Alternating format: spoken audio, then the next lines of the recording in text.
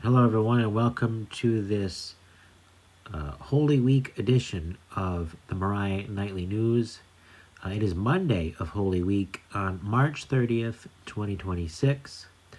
A good amount to cover tonight as a lot happened over the weekend, both in our region and around the world, and a lot of it is interconnected, showing that what happens here at home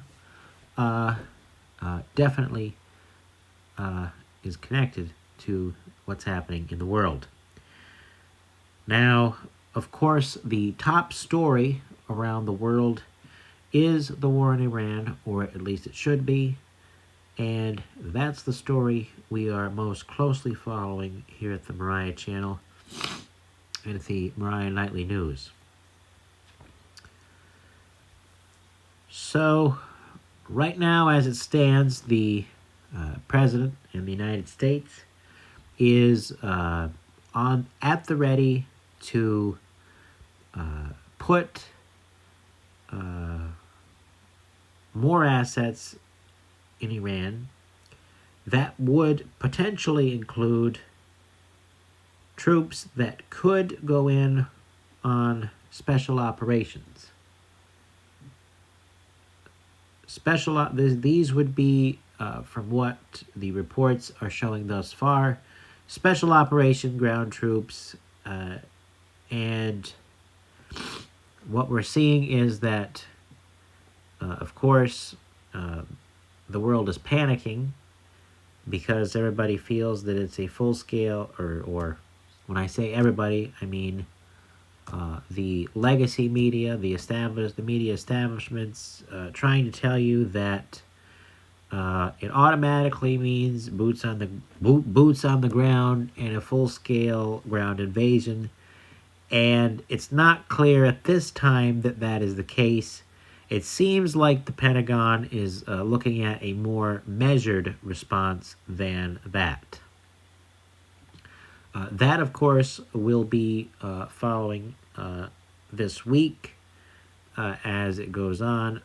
It seems, from what we understand so far, that President Trump has put it was a 10-day timeline when we first got the news, but I believe we're down to about a week now, and where he has issued somewhat of an ultimatum to Iran, and where it seems he may go after more oil assets, and some of the details on that, to me, don't seem quite clear. And I don't want to give more information than what we know or what is clear at this time, as some other sources would do, because it's not clear. Because this is all unfolding in real time, and it's rapidly changing by the day. The problem for the U.S. continues to be the Strait of Hormuz and trying to get that open to bring the price of crude oil down. And that seems to be one of the objectives of the military, the U.S. military at this point in time. I believe it was Karg Island that was the main point of interest there to try and, I believe, take that. It was, if I'm understanding that right, and so interestingly enough, in trying to scan a variety of news outlets and sources this afternoon to get a sense of it, there was a question of they're trying to peddle fear about the cost, the human costs of this war, and that's what the media does. They peddle fear, and so And I don't want to lessen the costs because there have been losses. It's about, I believe we're up to 13 U.S. service members, and Lord only knows how many Israelis we've lost. And they're the ones paying the heavy burden for this. But for this to happen as it has in so little casualties is somewhat of a blessing in itself. And I won't say much more than that. But the thing that I don't believe they're getting at, or the thing that the other sources are missing, is that a large portion of those assets, of the military assets that Iran had, have been blown to smithereens. They've all been hit by U.S. the bombing campaigns, the naval power that's been put in place there. So, and the other key component to this is that the military in Iran, and I cannot remember the exact acronyms and all of the technical details, but is in shambles. There's not really a cohesive plan to defend Iran. That's why they're just throwing all these projectiles everywhere and hoping something hits something. And hoping something hits something is pretty much what you see. And so that type of military is not going to hold up against something like the United States and Israel that is coordinated and powerful. Israel, as it were, has been focused on taking out Iran's leadership. I believe it was towards the end of last week, perhaps after we had broadcasted on Friday night, that we got report of the Iranian head of the Navy. Their head of their Navy was taken out by Israel's intelligence forces, special operations, and all of that, who, by the way, are the best in the world at that type of operation. So why I point this out is because you're not going to find the truth in the mainstream media. And I hate to say that. I hate the fact that I have to tell people that, but it's true. If you want to get your news, you have to use discernment and wisdom, and I hope the Holy Spirit too. Now, moving on to New York State over the weekend, there was a No Kings protest that took place in Plattsburgh, and we had some folks send in photos that I realize I did not put in the stack for the broadcast, and that's quite all right. Still having some production issues there. So the No Kings protest took place in Plattsburgh. They also took place across the country in response to the war in Iran. So the national consequences and what's going on around the country is having residual effects at home. Now, this No Kings movement is, to me, very short-sighted. Why I say that is not because of any kind of political dissent. I mean, political dissent is as old as the Republic itself. But if Trump really were a king, would the TSA and the Department of Homeland Security have been held up for funding for, the last month or so, or 2 months, or however long would this fight have really been taking place if we had had a king, a tyrant, a fascist dictator, and no. It would have been done because his word would have been law. And I'm just going to leave it there, because I don't think it needs any more explanation. I think that should speak for itself. There are many other examples through history of folks who were kings and who did use absolute authority and power. Folks like Oliver Cromwell, for example, who took power and used it. And there was no parliament, which would be the equivalent for us of Congress. And so that's a good historical comparison to say that it's just a bunch of nonsense. And so it's just something that it needs prayer.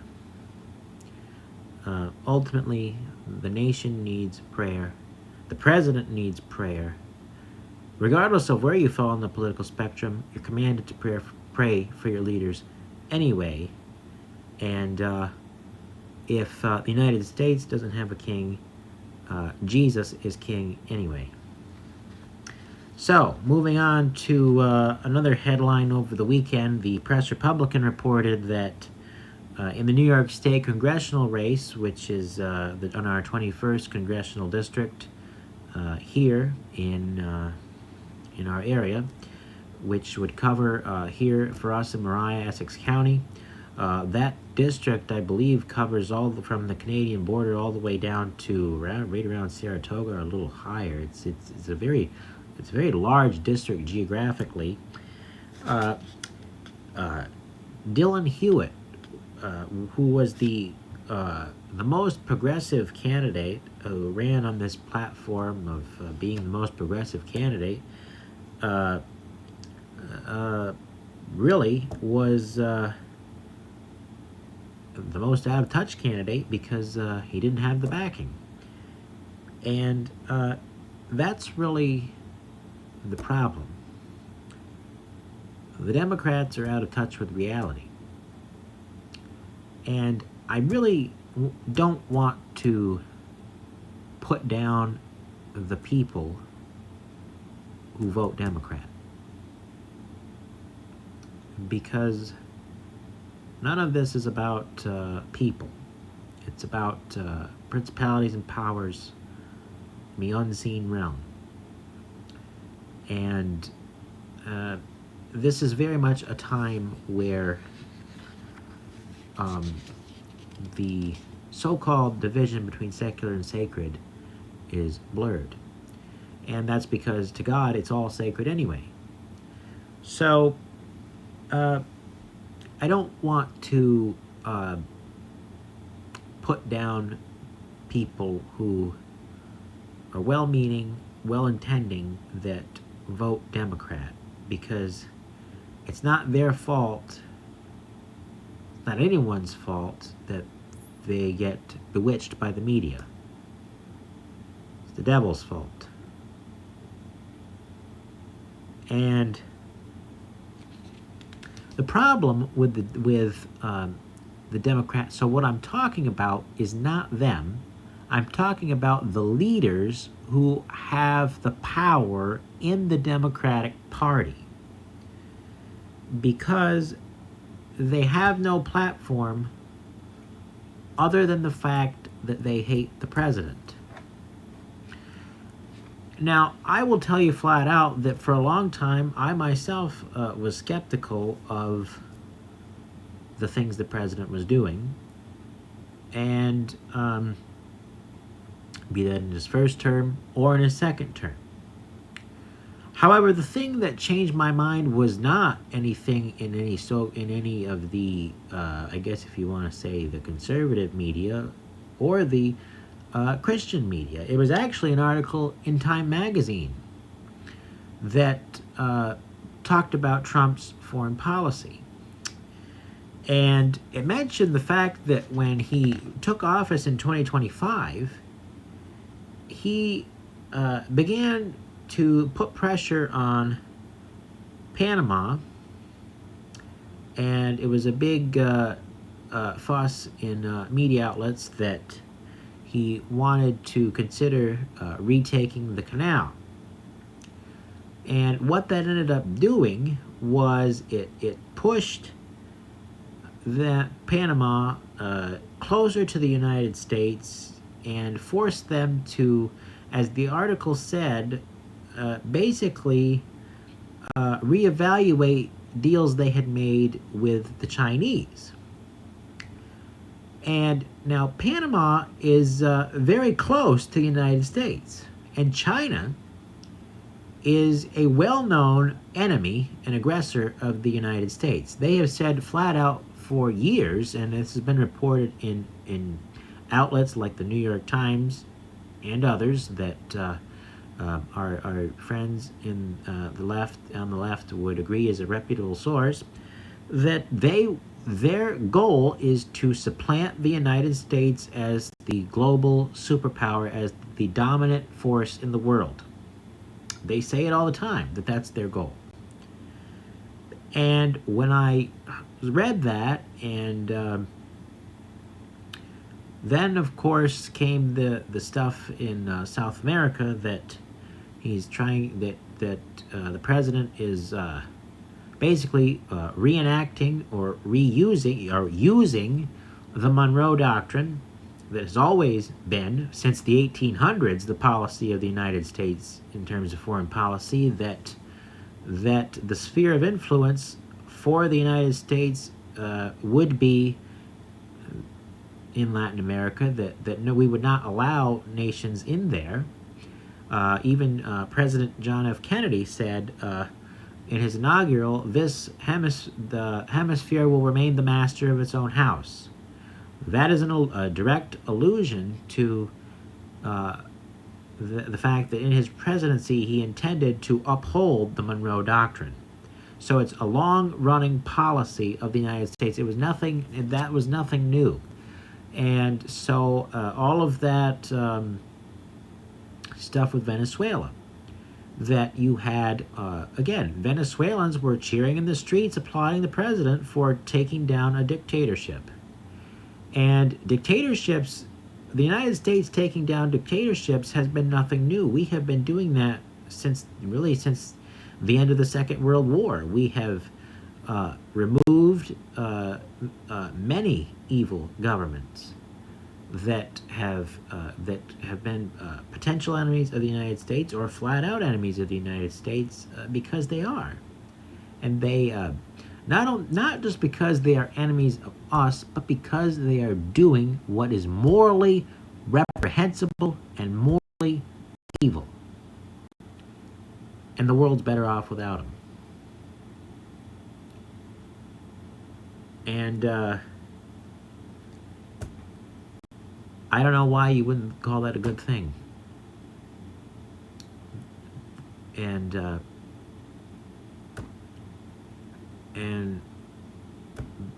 take that as you will. You're free to disagree with me, because it's a free country, and that's the beauty of it. And I hope, and I pray to God that it will stay that way, and by His grace it shall. Now, of course, switching over to the local coverage and the local news for the evening, I wanted to cover that again because if you watched the Palm Sunday service, we had some issues. We're still having issues with the technology trying to get audio to go over photos. So here, if I put the photo up,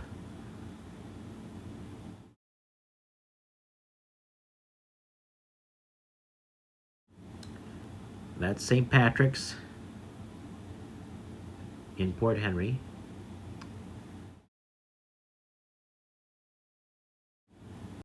And the United Methodist Church in Moriah. And there was a lot going on there for Palm Sunday. The church there, the churches there were packed. Or I'm sorry. St. Patrick's Church was packed to the brim. There was standing room only,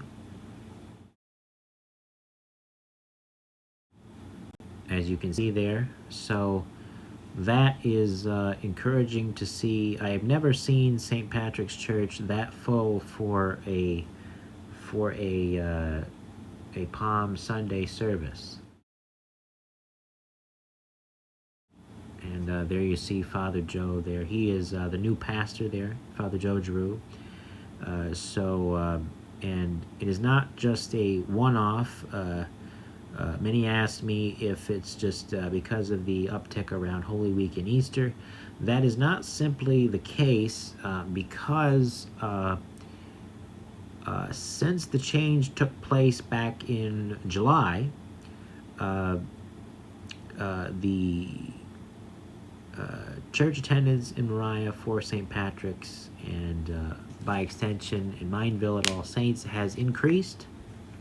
And that is such a positive thing and a good thing for the preaching of the gospel, that these things and these churches would increase. Now, as far as the Methodist Church, which I believe I had put up, perhaps a little prematurely there, and there you see the sanctuary.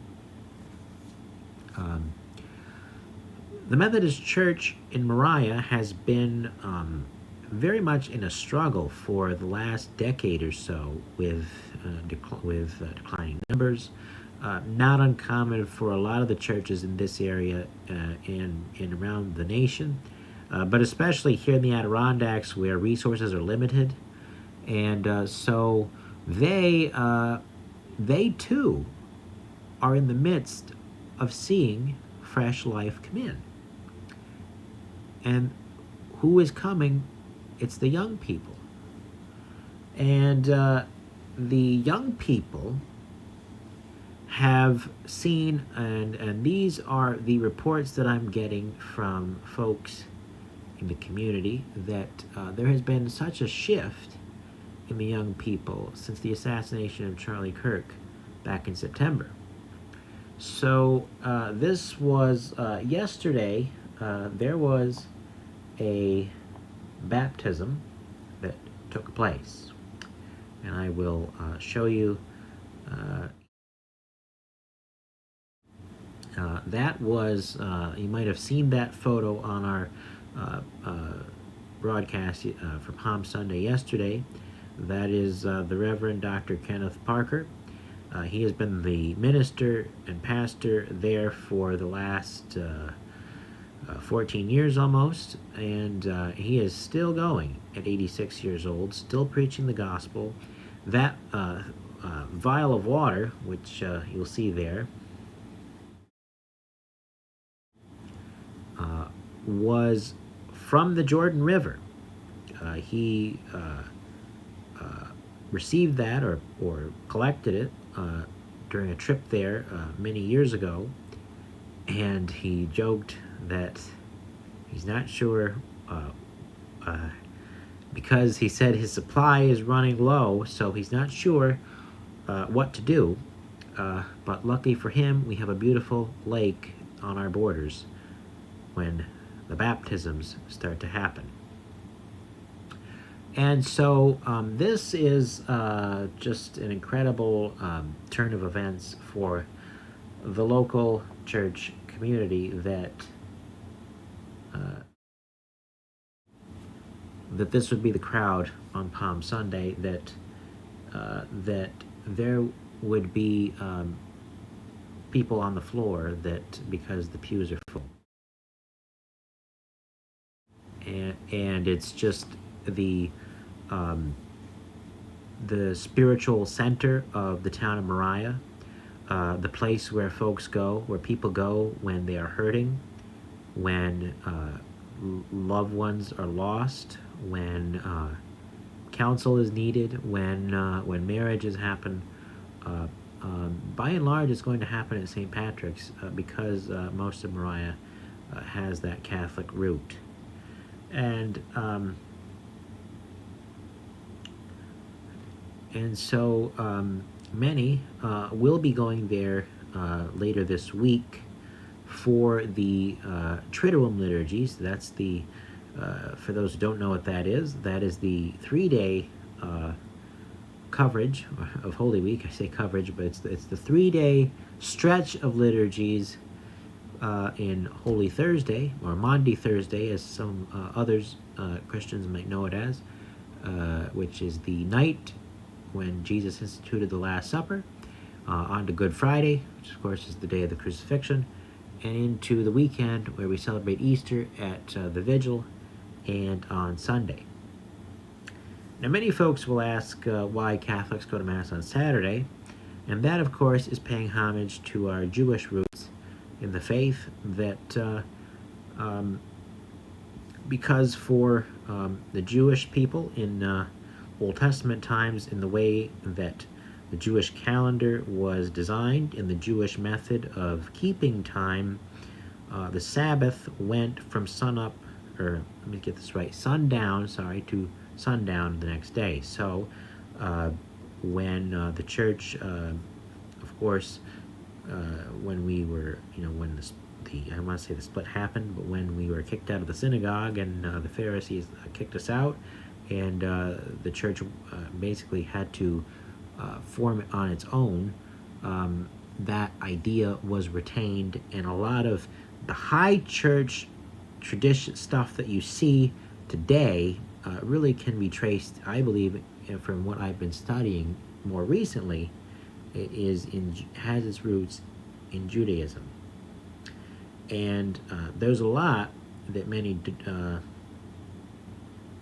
be expanded upon, and we will do that in the coming weeks ahead on this channel, as we enter into week 2 of operations here at the Moriah channel and Ecalis Media. A lot of exciting things happening, and I want to encourage you to check out our new website. We have a website now. You can check us out on www.themoriahchannel.com. It is active. However, it is in the planning phase, because the goal is eventually to move the stream that you see on YouTube right now, that is, as I speak, is airing this broadcast.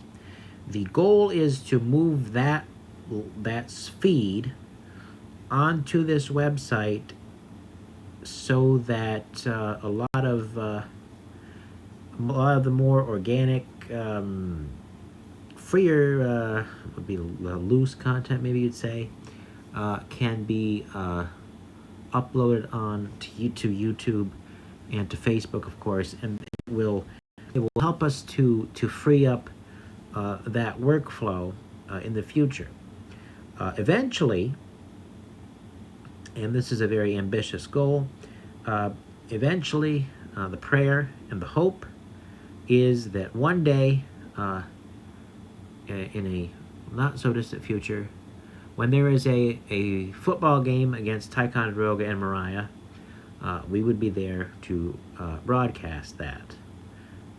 Be that to record it and broadcast it later, or to stream it live. And streaming it live would be the eventual goal, to be there like a production company or news TV station, because that's what we are for the community. So you can check out www.themoriahchannel.com, take a look and see what you think, and be sure to, if possible, we do have our PayPal link on Facebook, and there is the Patreon page there as well. There's, of course, no pressure to take a look at any of those, but helping us out there does help us to get going and cover the costs and get to those goals, like I just mentioned, those dreams of being able to be, for the community, for the town of Moriah and the surrounding region, a strong, community-centered media outlet for folks to go to when times get tough. So that is the Moriah Nightly News for this 30th day of March 2026, on this Monday of Holy Week. May God be with you this week, and may He richly bless you as you prepare for Easter.